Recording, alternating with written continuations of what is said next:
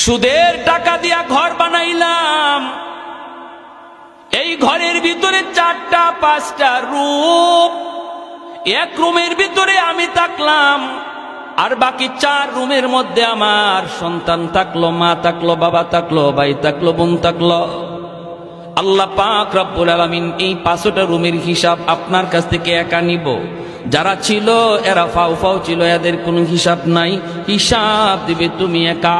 এজন্যই তো এক বড় ভাইকে ছোট ভাই বলতেছে, ভাইয়া সাবধান, ভাইয়া তুমি সুদের ব্যবসা কইরো না, সুদে টাকা আইনো না, সুদখোরের কাছে তুমি যাইও না, অল্প হলেও তুমি এর উপরে সবর করো, আল্লাহ বরকত দিয়ে দিবে। বড় ভাই কই চুপ থাক, তুই মাদ্রাসায় গেছো মাত্র, এখনই পণ্ডিতি কইরো না, এখনো কিন্তু বড় হুজুর হও নাই, চুপ কর, তুই বেশি কথা বলবি না। ছোট ভাই বলতেছে, ভাইয়া ও ভাইয়া তোমার হিসাব কিন্তু কেউ দিবে না, কেউ দিবে না।